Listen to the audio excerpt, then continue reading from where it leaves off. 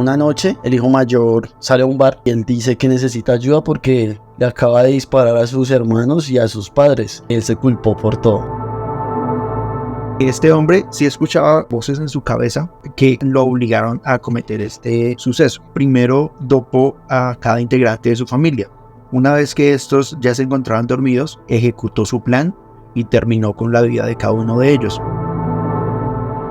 Un día van aproximadamente como unas 15 personas a esa casa y entre ellas hay varios psíquicos, demoniólogos a investigar la casa. Y sí, efectivamente todos se dan cuenta que lo que hay ahí es demasiado malo, pero no es solo uno, sino son varias energías. Esto es Enigmas Soterrados. Hablemos de eso. La idea que teníamos previamente era hacer un recorrido por casas embrujadas alrededor del mundo que nos podían causar un poco de terror y hablar un poco de ellas. Pero en el camino nos dimos cuenta que había una casa en especial que nos llamaba la atención por su particular historia. Con las buenas noches, Mateo, ¿cómo estás? Buenas noches, Andrés. Así es, enigmáticos oyentes. El día de hoy les vamos a hablar acerca de una casa, quizá embrujada, quizá no, pero tiene una historia muy particular y la queremos compartir pues con ustedes. Antes de decir el nombre, quiero que nos situemos en el condado de Suffolk, en Nueva York, más exactamente en Amityville, un nombre que suena bastante conocido para los fanáticos del terror, pues existen varias películas y varios libros que tienen este nombre en su título. Vamos a ir más específicamente dentro de Amityville a el 112 de Ocean Avenue, una casa donde ocurrieron o tal vez sigan ocurriendo fenómenos un poco extraños. ¿Tienes algo con lo que podamos empezar? Sí, Andrés, efectivamente. Digamos que cuando empecé a investigar para esta historia el día de hoy, me di cuenta que más o menos en mi infancia, pues digamos que siempre he sido fan del tipo de cine de terror y pues digamos drama, tipo de cine. Y había visto una película, ahorita menciono el nombre, y mientras investigué la historia, o sea, me dije a mí mismo, wow, yo podría jurar que esta historia tiene que ver con la película. La película se llama La Morada del Miedo, es una película del 2005. Sí, ok. Su protagonista, uno de sus protagonistas es un actor que hoy en día es muy querido por todos. No voy a decir su nombre, sino simplemente pues para el que la quiera ver. Y me dio por buscar ahí mismo, efectivamente sí, la película está basada en la historia de esta casa en Amityville. Hay muchas películas, muchos libros, también hay muchas versiones sobre los eventos que han sucedido en esta casa. Digamos que tiene un marco principal que tiene que ver con una serie de crímenes que se ejecutaron en esta casa a mediados de la década de 1970. Y eso marcó un hecho en lo que tiene que ver con el paradigma de la casa en sus años siguientes. La película cuenta la historia principal de esta serie de crímenes. Ok, sí. Pero también hay como una historia posterior y anterior a esto dentro de la casa. Tú me mencionaste que hayas investigado acerca de cómo dónde fue construida y bueno, ese contexto del cual no conozco muy bien. Conozco muy bien parte de la historia después. Entonces, pues no sé, empecemos mencióname el tema de qué había construido, qué se había hecho antes ahí en esa casa o qué pasó. Claro, creo que yo también quería empezar por este lado, como para hacer un recorrido un poco cronológico sobre el por qué se crea esta casa. Primero vale la pena mencionar que en el terreno donde está ubicada esta casa, recordemos, como lo decía anteriormente, el 112 de Ocean Avenue, ahí quedaba un terreno que era propiedad de un hombre que practicaba magia negra. Este hombre pidió que cuando muriera fuera enterrado en este lugar. En ese terreno. Exactamente. Ok. Posteriormente pasaron los años y en ese mismo terreno se construyó una casa. No estoy seguro si es la misma que existe actualmente o si era otra, pero el hecho es que ahí funcionó un hogar psiquiátrico. En este los pacientes terminaban muriendo por falta de cuidado y por maltrato.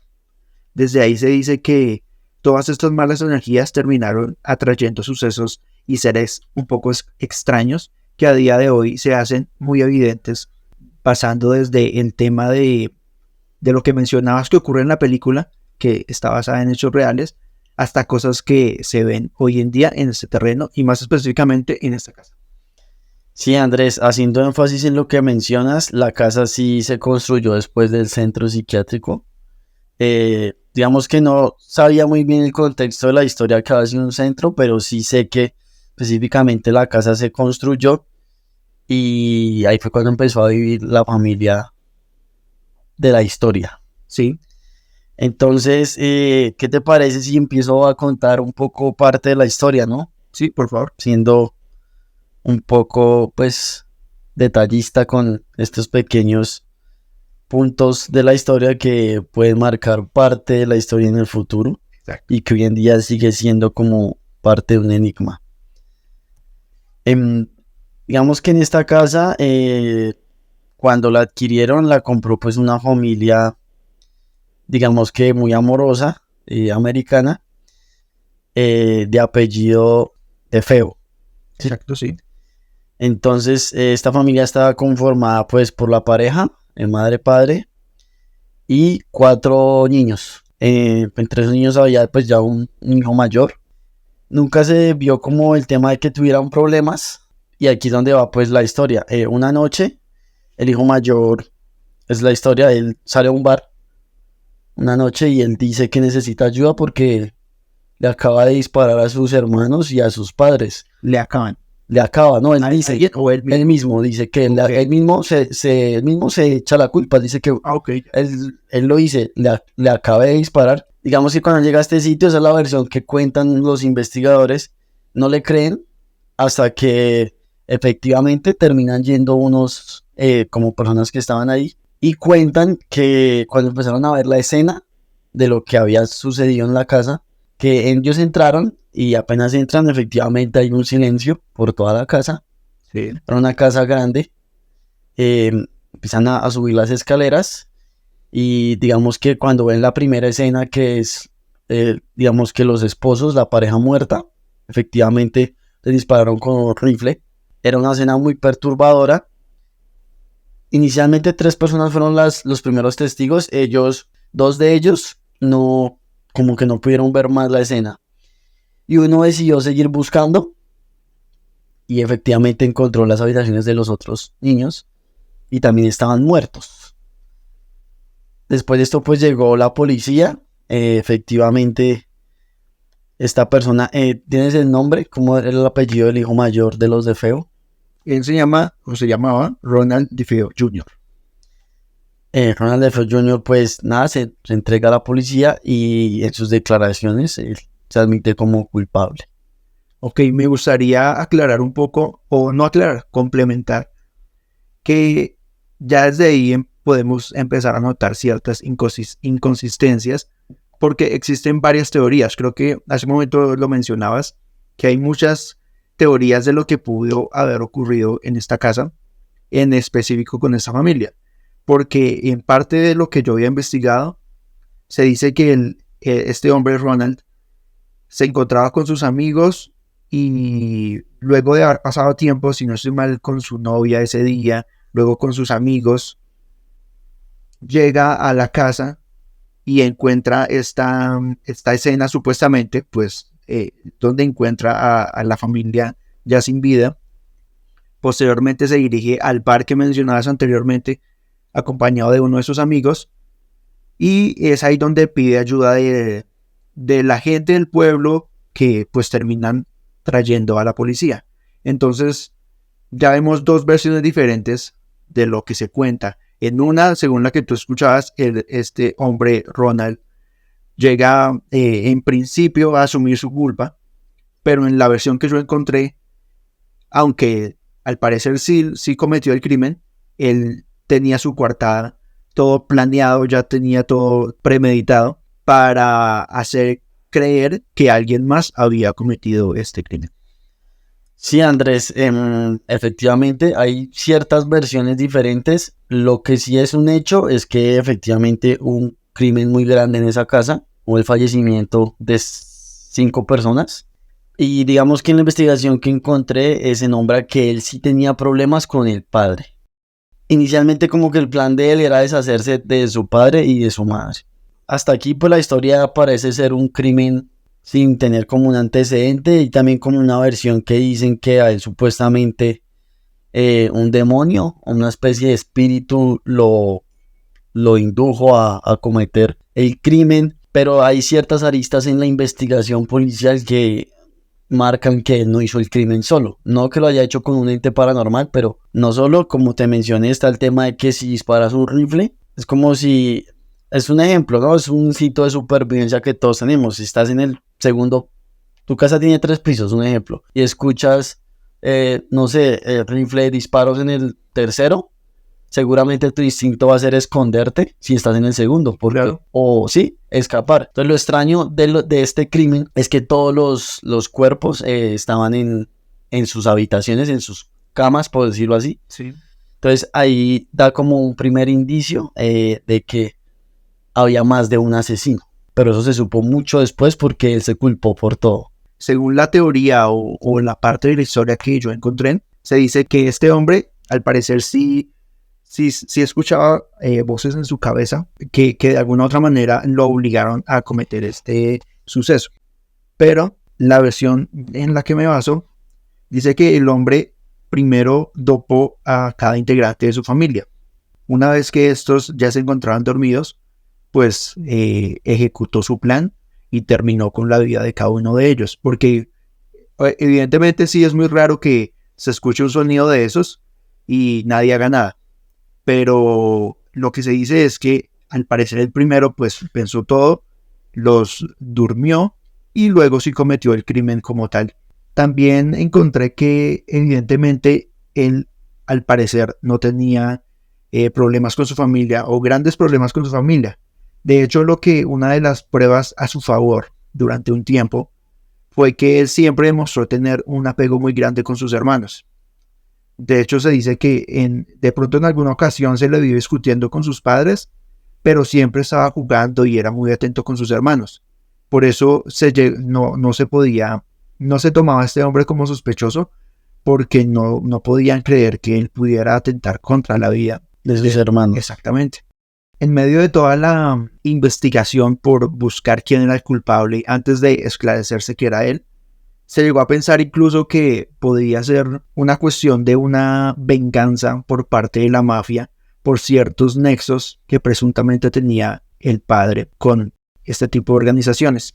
Sí, Andrés, hay muchas teorías, digamos, y pues parte de las investigaciones, por lo que pues se hizo en los 70, digamos que el control de la información no es como hoy en día, pero pues sí hay ciertos patrones ahí en la investigación. Algo que digamos que volvió a dar luz a este caso en el año 2000, Ronald DeFeo Jr., ya en la cárcel, confiesa que él no cometió el crimen solo, confiesa que lo cometió con 2 personas más. Y eso alimentó la teoría de que efectivamente él no dopó a las personas como... Es que creo que sí, él dio toda la versión de que sí lo hizo solo. Sino que el plan era matar a sus padres y uno de sus amigos se quedó en la casa y no se pudo controlar y asesinó a sus hermanos. Ok. Esa es la teoría que él dio el nombre incluso de uno de estos amigos. Creo que ya para el año 2000 estaba muerto. Y dijo que antes de morir iba como a dar declaraciones de quién era el tercero, pero pues ya Ronald DeFeo Jr. ya no está con vida. Entonces, bueno, digamos que hasta aquí la historia sigue siendo pues entrañada con un crimen. Está lo de que tú decías que hubo un centro psiquiátrico en el cual pues atormentaban mucho a estos pacientes, sí, y que pues quizá quedó parte de esa energía ahí. La historia, que ya tiene que ver con la película que yo vi, se basa en la familia que compró la casa meses después de que se cometieran estos asesinatos. Meses, estoy hablando como de 5 meses. Y es la familia Losh. Los Losh compraron la casa. Y un detalle especial, ellos compraron la casa con gran parte del inmobiliario que tenía. Yeah. O sea, estamos hablando de que tenía muchas cosas que pertenecían a la familia DeFeo. Sí, entonces, bueno, ellos compraron la casa y desde el día 1 que llegaron empezaron a presenciar cierto tipo de actividad inusual, extraña y o paranormal, como le quieras decir. Como que se movían las cosas, sonidos extraños. Ellos tenían, creo que 2 hijos, los Lush. Hay que apuntar aquí que uno de ellos no hacía parte como del matrimonio inicial, Ya. sino pertenecía a la madre antes de estar con el señor Lush. Y sí, digamos que presenciaron una actividad muy inusual. Algo por destacar es que cuando compraron la casa, algo muy típico de la época, creo que lo siguen haciendo los americanos católicos, es que llevan a un cura a bendecir la casa. Sí. Ellos no, hay otro punto, es que no conocían la historia de la familia de Feo, del crimen como tal. Un cura efectivamente va a la casa, bendice todas las habitaciones y específicamente en una habitación el cura algo siente y les dice que en esta habitación no se vaya a quedar nadie. Eso es lo que les dice el cura, más o menos como los primeros días que ellos pues habitan la casa. Pero la actividad paranormal se extiende bastante por la casa, digamos que ya se vuelve un tema un poco más fuerte para todos, empiezan a encontrar cosas también poco extrañas, ya les empiezan a hacer esta especie de daño físico, hasta que, no sé, ¿tú cuánto crees que aguantarías vivir en una casa así? No creo que... ¿En una noche? Exacto, o tal vez menos. Como que no entiendo, o no sé si es cuestión de ya de las películas donde normalmente ocurre esto, que empiezan a verse atacados y se quedan ahí felices como si nada. Creo que no es el común denominador pues en la gente normal, quedarse ahí mucho tiempo. Yo creo que no duraría más que unas cuantas horas. Unas cuantas horas, pero bueno, aquí hay algo importante, es que tú eres la cabeza de la familia, inviertes todo tu dinero en esa casa. Sí, evidentemente no es tan fácil. Entonces no es tan fácil como decir que no, me voy a ir pues para otro lado, ¿no? Entonces exacto. Sí. Eso es algo, punto que menciono, es porque es un punto importante por el cual la familia Lush duró un mes en esta casa. Aquí es donde la historia se pone pues bastante paranormal, ya vemos pues el contexto de las cosas que han sucedido, digamos que en el mismo sitio, y efectivamente pues aquí llegamos a un punto donde hay una actividad paranormal muy grande. El caso de los Lush empieza a volver muy famoso en los Estados Unidos. Después ellos se enteraron del crimen, hicieron como el cronológico de los hechos y realmente les pasó cosas muy muy aterradoras en esa casa. O sea, eran ataques que ya eran demasiado paranormales y el caso se hizo tan famoso y adivina qué psíquicos de la época conocieron el caso, que son muy famosos. Si tienen que ser muy famosos y muy ligados a ese tema, creo que es evidente que pueden ser los Warren. Sí, muy bien Andrés, así es. Los Warren, ellos conocieron este caso como de primera mano y si no estoy mal, cuando lo conocieron, como que le preguntaron a él qué era lo que hay en la casa y él les dijo, ustedes ya saben qué es lo que hay. Entonces la fueron a ver y esto es una entrevista que es de verdad, que la da el señor Warren, dice que de escala de 1 a 10 de los lugares más embrujados que ha habitado, ese tenía un 10, esa casa tenía un 10. Ahí cuando ya esto pasa, ellos ya no habitan la casa. Entonces, pero pues es cuando de todos modos cogió tanta fama porque pues una familia abandonó su casa por una actividad paranormal. ¿Qué sucede después? Los Warren se contactan con otros psíquicos y un día van aproximadamente como unas 15 personas a esa casa y entre ellas hay varios psíquicos, demoniólogos y pues el tema de cámaras y sonido a investigar la casa. Y sí, efectivamente todos se dan cuenta que existe una actividad demoníaca, o sea, que lo que hay ahí es demasiado malo, pero no es solo uno, sino son varias energías. Tanto los psíquicos detectan eso como pues digamos que todos en el ambiente. Y hay algo muy extraño que sucede. Hay una persona que estuvo ahí y sigue con vida, vi la entrevista. Ella creo que no era psíquica, pero sí una experta como en el tema. Y hay una foto que toman y se ve un niño. Sí. Es una de las fotos más controversiales de un fantasma que hay en día. Y pues la apodaron como la foto del niño fantasma. Algo curioso que les pasó a ellos es que había uno de los investigadores sentado en una silla y con él, la silla la movieron como 2 metros con él sentado. Ok. Entonces se dieron cuenta que el lugar realmente tenía una carga energética muy grande. Qué extraño tiene la foto que tomaron del niño, es que se le ven los ojos como rojos, como muy brillantes. Y pues estos psíquicos, pues digamos que uno se atrevería a pensar que son quizá los fantasmas o las almas de los niños de Feo que murieron. Pero los psíquicos, y en especial los Walken, estaban seguros de que esa foto no era el alma del niño, sino era otra especie de espíritu maligno que tomaba la forma del niño. Ok, ya te entiendo.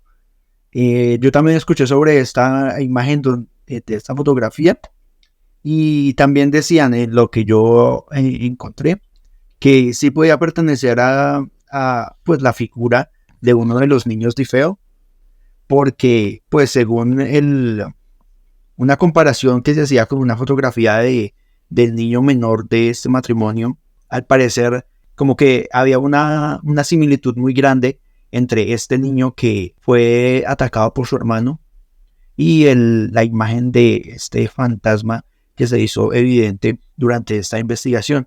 Pero pues de que existe la evidencia de esta fotografía existe. Si existe, yo creo que la vamos a dejar de pronto en esta parte del video. Exactamente. Aquí. Para que puedan ver la fotografía. Aquí la estamos viendo precisamente. Otro detalle por rescatar es que cuando los Lush vivieron ahí, una de las niñas que tenían 2 hijos, decía que ella tenía un amigo imaginario. Sí. Entonces, para los investigadores y todo, pues, o sea, los que no eran como el tema psíquico y esto, pues para incluso los padres era algo como normal. El problema es que ella decía que lo describía como un niño y también como un ser que podía ser incluso más grande que la casa. En tamaño, ¿quieres decir? En tamaño, sí, en tamaño. Y que era otro tipo de criatura que ya no era como un humano, lo describía la niña. Esto fue en el mes que estuvieron ahí, la familia Lush. Todo eso en un mes. Todo eso en un mes. Enigmas cerrados. Hablemos de eso. No sé si lo has mencionado, también encontré que, pues aparte de este tema de amigos imaginarios, de sombras, también se hicieron muy evidentes ruidos, aromas extraños, incluso presencias de grandes cantidades de moscas, que también fueron cosas de las que alertaron a la familia. Y olor a azufre. Sí, muchas cosas extrañas que realmente no deberían estar presentes en una casa familiar. Sí, es cierto. Yo he escuchado que cuando uno está así en un sitio y huele a azufre y no hay como una explicación, tiene que ver porque hay como un espíritu maligno muy poderoso en ese ambiente. Entonces, si algún día se encuentran en una casa, lugar donde no haya presencia de este material, significa que pueden estar cerca de un espíritu maligno. Continuando con la historia, como mencionaste, todo ese tipo de actividad paranormal, hay también unos puntos de las versiones que hay de los Lush que supuestamente Lush, el padre, él quería como vender su historia porque sabía que había invertido todo su dinero en esa casa. Y entonces intentó hacer un acuerdo con un escritor que al final sacó un artículo sin el permiso de él. Eso lo enfureció mucho porque les exigió como ganancias del 50-50, eso no le gustó.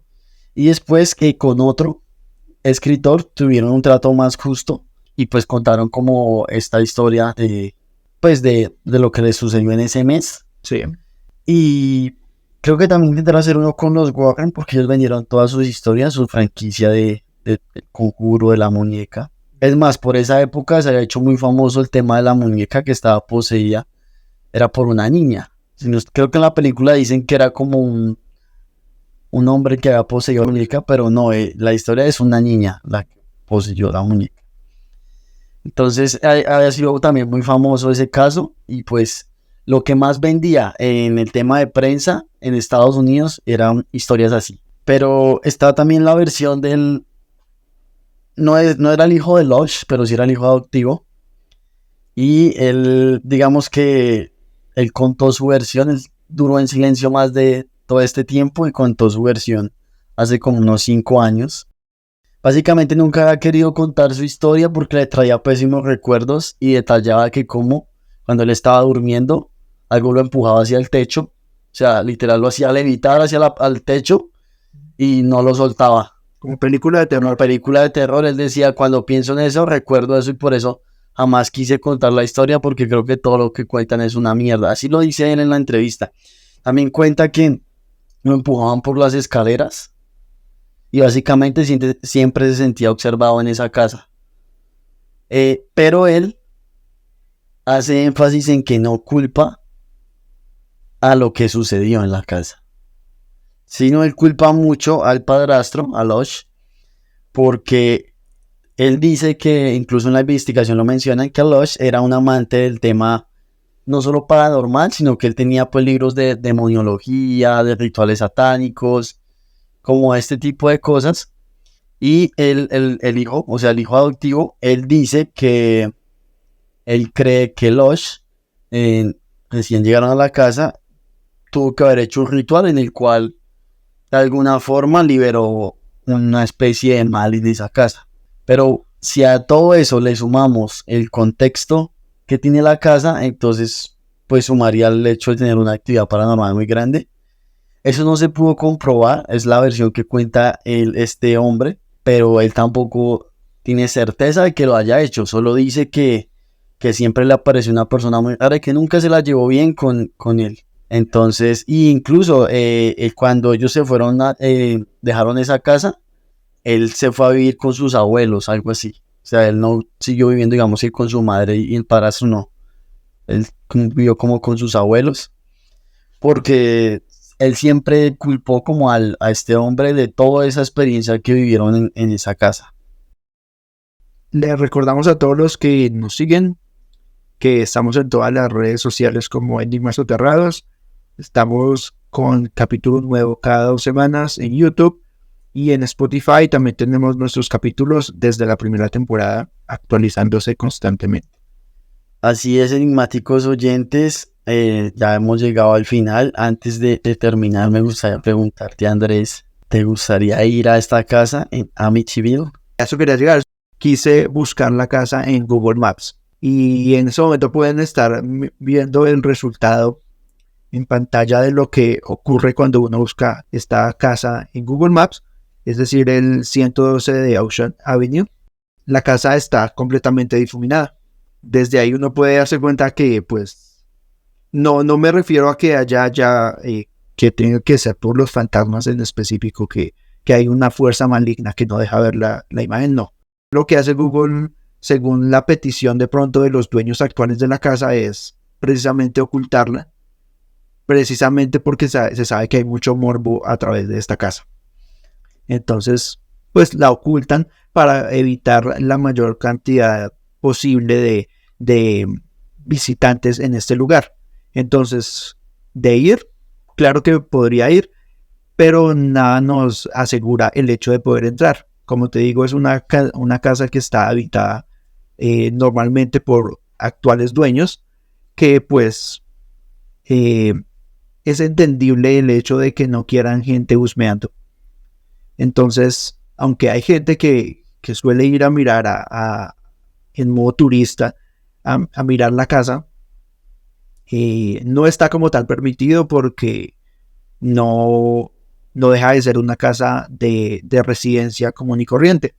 Sin embargo, esta gente que ha ido a visitar la casa por fuera, siguen tomando fotografías y se dan cuenta de que hay sombras raras que aún se hacen evidentes en las ventanas del lugar. ¿Tú irías a la casa? Sí, Andrés, pues creo que puede ser una buena experiencia. Me deja de pronto un poco desconsternado el caso de que esté habitada.